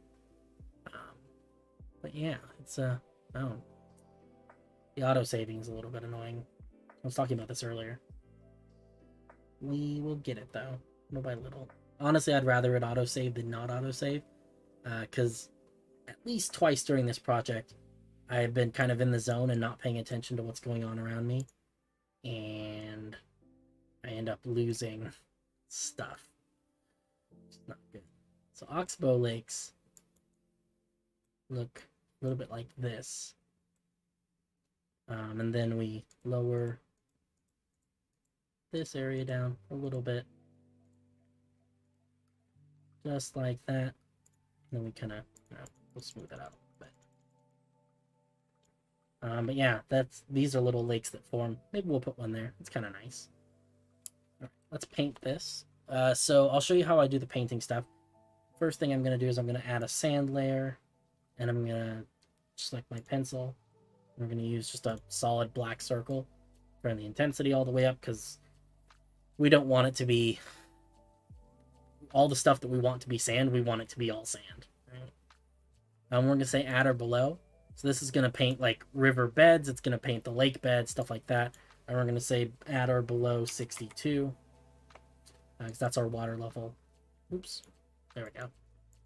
And then we just click, and anything that is below 62 height is going to get turned into this weird mix of sand and smooth sandstone and stuff that we have here. I'm also actually going to do at or above 63, because there are actually a couple portions of this. Yeah, so some of this has already been... There we go. I'm going to turn some of this back into grass. Alright, we got our mountain there a little bit, but that's okay. Go back to our custom layers, go back to sand, double check that we got all the bits that are sandy that we wanted to be sandy. I like to have a little bit of sand around the edge, but not too much, to be honest. Let's go through and paint our mountains. So with the mountains and everything, I don't care about the height. What I'm looking for is the angle. So I'm going to say it's going to be everything above 25 degrees. So 25 degrees, somehow, I don't know how it does it, but based on the height mapping and everything, the world painter decides what the slope of any given point on the map is, which is cool. So I can go through and click on them, and it's going to turn everything that is above, what world painter designates 25 degrees into this cool mix of gravel and dirt and stuff.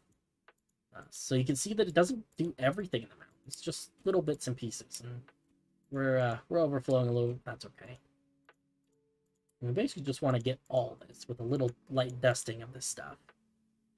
And then we can take this lighter mix. So this has clay, light gray wool, stone, andesite, and we're still going to do above, but we're going to do above 40. So this is a steeper slope, right? So this is going to be the more vertical faces of these mountains. And it's going to, change any of the stuff that, that fits that criteria into this lighter stone stuff. And that's how we end up with this really, really cool mixture. It's all based on the height map. So it has nothing to do, I don't have to go through block by block and designate which one is which. It's all based on what the angles are and what the height map looks like, which is really just, it's such a powerful tool. You get a little bit of dusting of this different kind of stone on these little outcroppings and stuff. And honestly, I have no idea if those are going to look very good. They might not. We'll work with it. Yeah. Then we'll go through and do a quick snow layer, because I think that's important. That is under layers, frost. So for this one, what I've been doing is I've been saying at or above. I've been designating the snow line to be about 120. We're going to feather it. so that we get a couple of areas, you know, where it's not 120. And then we are going to say below, we're going to make this 25. So anything, so what this is going to do is it's going to take all the flat parts on the high parts of the mountains, because that's, I feel like, in my mind, that's where the snow settles, right? And it's going to take all that and put just a very light dusting of snow on it. So you'll notice it won't affect anything, you know, even though all this down here is very flat, a lot of this is definitely below 25 degrees. It's not above 120 height, right? So it won't touch any of that. We'll see, we'll get a little bit of snow up here at the top. Some places we get a lot of bit of snow. But yeah, I think that'll come through. It's a very light touch, nothing too crazy. But I think that I don't know, it adds some stuff. And then finally, what we can do, just so I can show, I was going to show Finn how this works because I think it's neat. But we can actually add a tree layer, and this. So what this is, let's see if I can. That's auto-saving again. So what this is this is a layer where I can specify the density of objects placed, and then I just add a bunch of structure files, and it randomly selects. What it does is it takes the area that I outline, and it randomly selects some of the structure files, and it places them in a density that I describe, and then randomly rotates them, and places them and everything. So what you end up with, you know, if you have enough of these structure files, which in this case are trees, you end up with a forest that you cannot tell, really, that these are all, you know, the same 50 or so trees repeated over and over again, because they get rotated, they get mixed up in different orders and stuff. It is such a cool thing. And what this means, you know, overall for this whole thing, is that we can make our own structure files. Someone outside my house is honking too. I don't know what that's all about. But we can take our own structure files of trees, which is part of what this whole tree competition is. We can load them into World Painter, and I can paint them onto the terrain, and we don't have to place them one by one or build them one by one. You know, definitely there are going to be some places where we'll want to build trees by hand, or where we'll want to, you know, specifically place a, you know, specific schematic. You know, I mean, a lot of this stuff is going to be fine-tuning the details by hand, right? But I wanted to show you this. This is really cool. So I'm just going to do a little bit of forest over here. It looks really bright green, but it actually, you'll see once we get in here that it, we also don't want to do it. You will see once we get into game and everything that that it is, it's not actually bright green, it's just trees. But actually, you know what? I just want to edit the tree layer really quick. Edit. So I'll show you how this works. So each of these, let's see. So we can edit these options. And so this is a rock. And I can rotate the rock around. This is what it looks like. I can designate whether it's offset by anything, the frequency, stuff like that. And these are all, right now, these are all preloaded trees that someone else made. These are not mine. But yeah, I don't know, it's crazy. But this is what I want to do. Let's see. One object for 50 blocks. So we actually want to make this number bigger. Maybe like 65 or so. I want the trees to be a little bit more sparse. All right, and let's place some of this down. We'll just kind of put some of this around the edge. Not too concerned. That way we can see it. And then we click this button down here. Oh, that's right. Yeah, you can't see the layers on top. Forgot. Hey, how's it going, Brain Freeze? Welcome. We're doing some World Painter stuff, and then we're actually currently exporting the map, and so we can take a look at what we've created. I guess you guys can't see this either, but it basically lets me highlight an area and be like, hey, this is the area of the map that I want to look at. So I don't have to export the entire map every time, because otherwise exporting the entire 50,000 by 50,000 map takes 4 hours or so. And I don't know, ain't nobody got time for that. Let's put our spawn point That's a good spot. And then we'll export this. We will call it, I don't know. We'll call it stream. We can export it. And this will take a couple minutes. In my experience, it takes about a minute or so. So not terrible. This computer actually does a really great job of dividing the process up over all the cores and everything. I'm very happy about that. Or the program does a good job of doing that. I don't know. I don't know anything about computers. But yeah, you can see this map that we're working on. So we've got some mountains, we've got some little lakes, some little rivers and stuff. That really light green stuff is going to be like a little forest. How long will it take to do the entire world? That's my plan. It's going to take several weeks. I've been doing about an hour of this stuff every single night whenever I'm home for the past month or so. This is how far we've gotten so far. But I anticipate that as I get better at this stuff, it's going to go a little bit faster.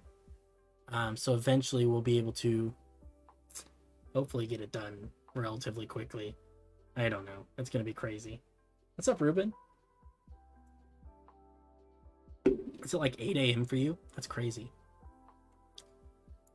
Let's open this.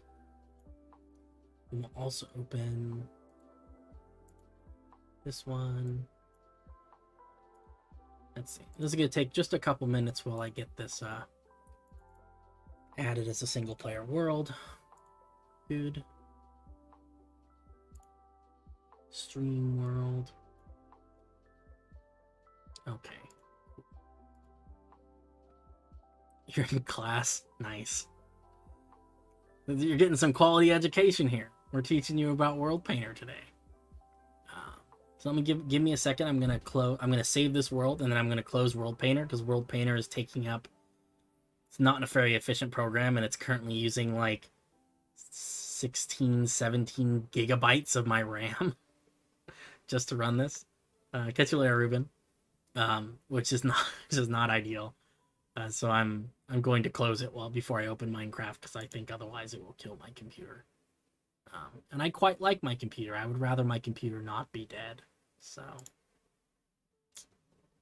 let's see. Saving. Unfortunately, the how much RAM do I have? 32 gigabytes of RAM, which I honestly thought starting out would be plenty. 32 gigabytes is good for most games. I did not realize that the RAM suck would be this intense with World Painter. Otherwise, I honestly would have upgraded to 64, but it is what it is. But honestly, it only pulls. I mean, if World Painter is the only program I'm running, it's not a huge deal. It's only an issue when I'm trying to run other programs at the same time, or when I have too many Chrome tabs open. I think we all know how that is. All right. Let's take this. Let's switch to the stream view. Hopefully this will capture Minecraft again. Nice.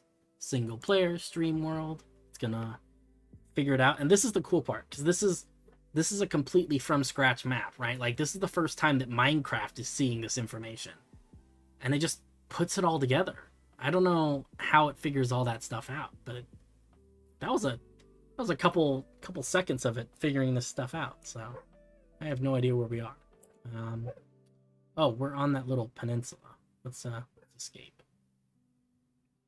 All right, so we can already see some of the mountains that we built. Looking pretty good. Let's change the time a little bit. So Finn, this is what the forest stuff looks like. Really cool. Ultimately, I'd like to get this to, you can see some of the rocks too. We've got dolphins. Ultimately, I'd like to get this to the point where, these are our trees that we're loading in here. I do like 65 as a density though. That's definitely a little bit better. It was a little bit cramped before. Yeah, let's go spectator mode. Fly out over here. Yeah, so that's what the forest stuff looks like. We've got some mountains and stuff. So these mountains over here, these are the new ones. These are the new ones we literally just, you watched me put them in. And they're honestly, they come out really well, you know? Do you know how to find out where your computer is bottlenecking? Honestly, I do not. And if that's something that you guys can help me with, that would be very much appreciated. Because it's not my graphics card. I know that much. I know that it's not really my CPU. I honestly think it's either RAM, or it could be power draw for some of this stuff. Because I have been noticing when I open up my task manager thing, it tells me that the power usage for World Painter and for all sorts of other programs is very high. I can't remember what size power supply I have. I think it's like 800 watts, I want to say. Does that seem reasonable? I have no idea. I don't know. Well, we'll get it figured out eventually. So this isn't always going to have forest on it. This is going to be a town. They row their little boats across the lake, and you end up over here. You know, there's a little town built over here in these mountains. And then probably, like, I would say right around here, this is where they have the big tunnel that leads directly into the mountains and heads just directly through. And probably what we'll end up needing to do is take some of these areas that seem like, oh, I could walk there, and just making them into areas where you could not walk there. Just raising some of these cliffs up a little bit, I think, would be nice. This is, like, pretty good. A little bit pointy. We can knock a little bit off the top there, give it a haircut. But I think this in general is kind of what I'm looking for. I want something that just feels really impassable. Yeah, aren't these mountains spectacular? Like,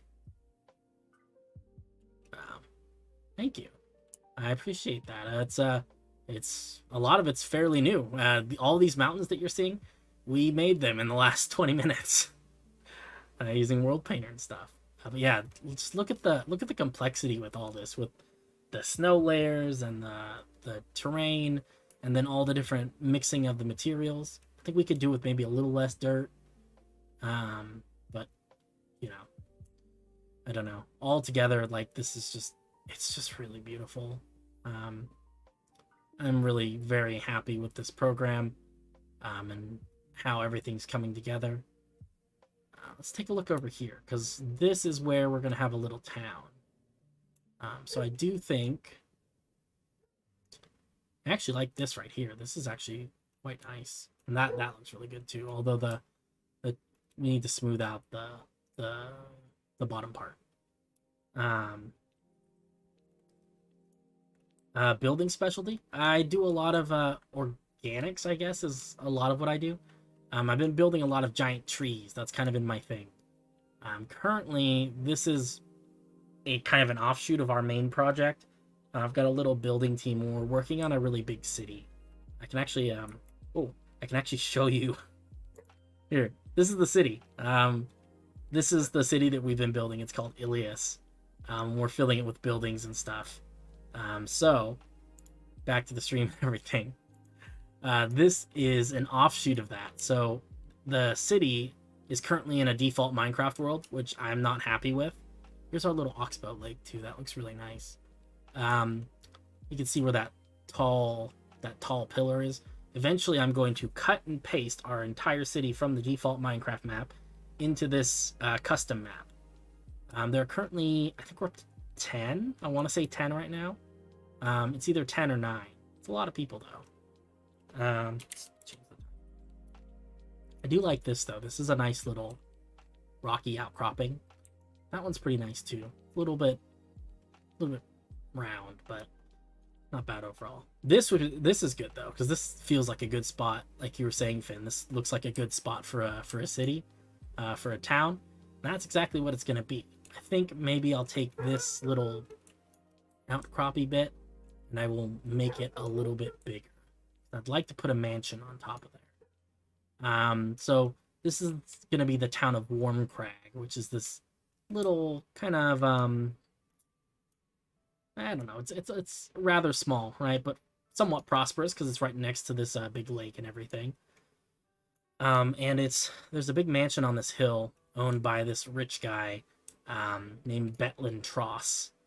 And he's been the source of great consternation for a lot of my D&D groups in the past, because he's not a traditionally rich person. He made a deal with with someone he wasn't supposed to make deals with, and that's how he ended up rich. So he really has no idea what to do with his wealth, and he does stupid stuff. And my players always really hate him, which I think is funny. It's their pain is my pleasure. But yeah, I think that these mountains right here definitely feel like a sort of situation where it's like, oh yeah, if we need to get over to this little flat area for a town, there's no way that we're gonna be, especially if we do it with carts and horses and stuff, there is no way that we're gonna be crossing this crazy rocky mess to get there.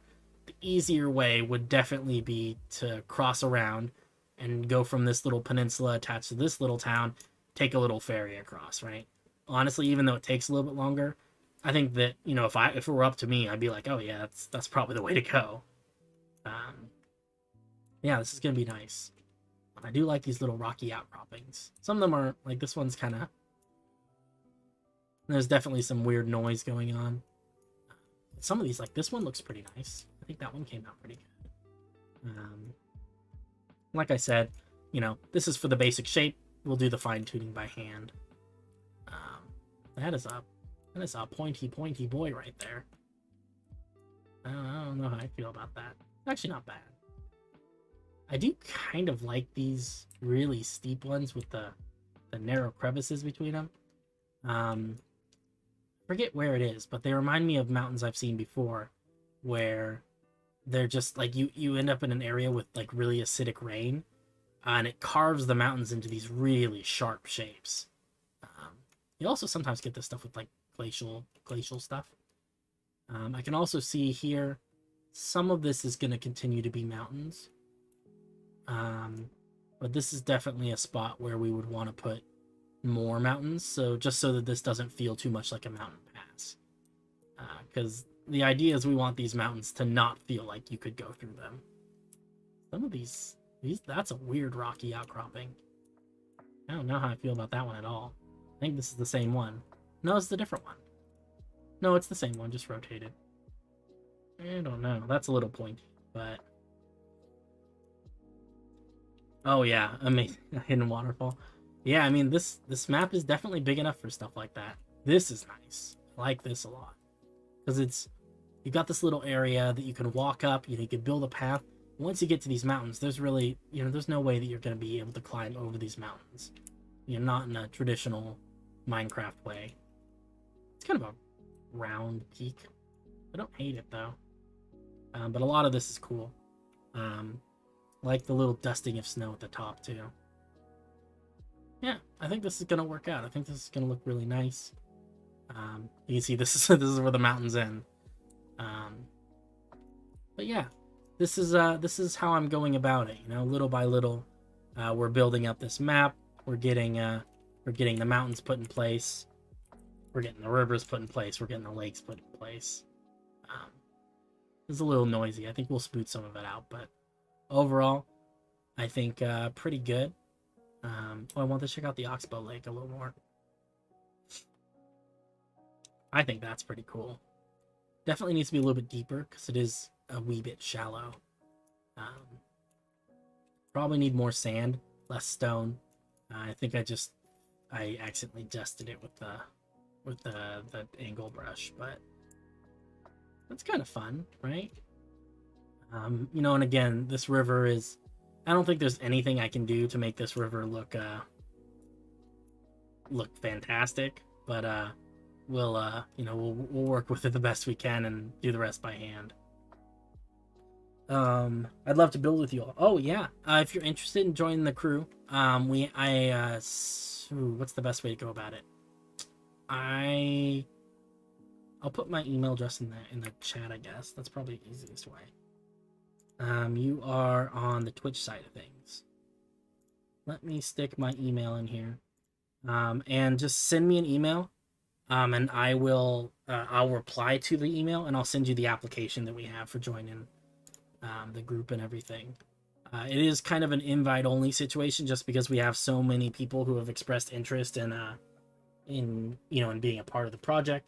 And while I would absolutely love to have everyone who wants to join be a part of it, it's a little bit There are too many people and not enough space on the server. I think I can only handle managing so large of a group. But we are always open to adding new people for sure. Oh yes, we also have a community Discord. Absolutely. So let me put my if I can. All right, cool. So that's my email address. Feel free to send me an email. Did I spell that right? I did. So feel free to send me an email, and I'll send you the official application. But like Finn said, you know, we have a community Discord server, and then a community creative, you know, collaborative server that you know, that you're welcome to join and be a part of that as well. That one's free and open to the public and everything. You just need to join the Discord because it helps me keep track of people. And there's a little Google form, you know, where you have to agree to the rules. You know, don't blow up people's stuff. All the really natural stuff. Thank you for the link, Finn. I appreciate it. But yeah, if you're interested, you are more than welcome to join that. You're free to fill out an application for the regular server. Currently, it's going to be a little while before we are accepting new applicants, just because we've recently added a couple people. And I just want to make sure that everyone has time to get acclimated before we continuously add new people. But yeah, we'd love to have you. It's a fun group of people, you know, and you know, the community and everything. Everyone is real nice. I mean, it's Minecraft, right? Everyone, I feel like in the whole Minecraft community in general, is just, they're good people for the most part, you know. Definitely a lot less of a toxic community than some of the game communities I've been a part of in the past. But yeah, this is looking really good. I'm really happy with this. And this is like, you know, it's kind of a cool process too, because it lets me, you know, I can work on some of this stuff in, you know, in World Painter. I can load it into a map. I can go visit the map and fly around and decide, you know, I like this part, I don't like this part, that sort of thing. Yeah, we could add mountain lakes. I don't know if it loaded in. There is a mountain lake over this direction, but I don't know if I got that in my selection. There are some little, they're not very big lakes. They're like little tiny ones. Let's see if we can find it. No, I don't think I captured. Oh, well, here's a little one. But that's not really what you were talking about. It's too low in the foothills. Yeah, I don't think I got enough of the mountains on this side. There was a little mountain lake though, kind of in between the mountains and everything. Ooh, getting a little crazy. Spectator mode will do that. But yeah, it's growing. We're getting there, little by little. It's a process. I love this too, like where the trees get up on top of the mountains. That's a good look. I'm very excited to get some of our own custom trees in here. I think it's gonna add a lot of much needed. It's gonna add some greenery. It's also gonna make it feel a little more like home, you know. So we'll have to see how all this comes together. But yeah. Do you have other content creators in the group?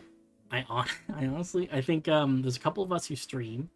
Finn here, DolphinBoy19, he streams occasionally on Twitch, I believe. But I think that's pretty much it. It's mostly just me. I do streams every Wednesday and Saturday, Wednesday evenings and Saturday mornings, here from West Coast time, Pacific. On YouTube and Twitch. I was making YouTube videos for a while, although that's kind of been put on hold because I've got some life stuff going on right now that I'm dealing with. Eventually we'll get back into some of that, hopefully. We've got an Instagram page. What else? There's also we post occasionally on Reddit. It's mostly just Instagram, YouTube, Twitch, and then Discord. But yeah, if you'd like to join the Discord, you know, we'd definitely love to have you. It's a fun group of people. Currently on the community server, there's a tree building contest going on, with prizes, you know, including, there's Twitch subs and Nitro subscriptions on Discord, as well as I've got a Razer Ornata RGB keyboard, mechanical keyboard that I'm doing a giveaway with for whoever creates the most compelling tree. That ends on September 21st. So if you're interested in participating, join the Discord. There's some stuff you need to fill out, and then we'll get you all whitelisted and in the creative server, and you can this little plots sectioned out in one corner of the world that you can go build a tree. Even if you aren't interested in the actual competition or anything like that, there's I think it's fun to build trees and stuff, and whatever you build, provided you're okay with it, will eventually end up in this world, as kind of like where these trees are right now. So if that's something that you're interested in, that's super cool as well. You're welcome to make as many trees as you'd like. The only thing I do ask is just that they fit inside a chunk, so 16 by 16, only 100 blocks high, maximum, and you can only win one prize, right? Because I feel like it's sort of unfair if there's like one dude who's super good at building trees and he wins all the prizes. That would feel a little bit bad. So one prize per person, but you can build as many trees as you like. It'll be a lot of fun. There's also a mayoral race if you wanted to run for mayor of Astroland. That's another thing we're doing, it's getting pretty heated. So, all right, guys. Yeah, that's super cool. Yeah, definitely. I'll take a look. I'll take a look at your channel and everything, and drop you a follow and everything. That would be super cool. I'm always interested in finding more Minecraft streamers and stuff who are, like, I enjoy watching like the speed runs and like the crazy survival shenanigans and the SMPs. But honestly, sometimes it's nice just to find people who like building and stuff. I don't know. But definitely check out your channel and everything. That'd be a lot of fun. Anyway, guys, we've hit that. Yeah, see, building things is awesome. That's my vibe. That's what I do. I don't play survival. I take that back. I am doing a survival run with a friend on Saturdays, but we're really bad at it, so it hardly counts. But yeah, it's not great at survival. Really, only play creative. It's a vibe. But yeah, same Finn. Honestly, it's 8. I've hit that 2-hour stream mark. I only do about 2 hours, so before I get really tired. So I'm gonna wrap things up here for tonight. But yeah, it's been great meeting your Brain Freeze. I like it. Always glad to meet new people. You seem like a really cool person, and I hope you'll join us on the in the Discord or the community server and everything. And if not, I hope I see you around some of these other streams and stuff. But yeah, guys, I'm gonna wrap it up there for tonight. But I'll catch you in the next one, and you guys have a pleasant evening and sweet dreams and all that, or whatever. I guess for some people it's not nighttime. It's nighttime here. But anyway, I will catch you guys later.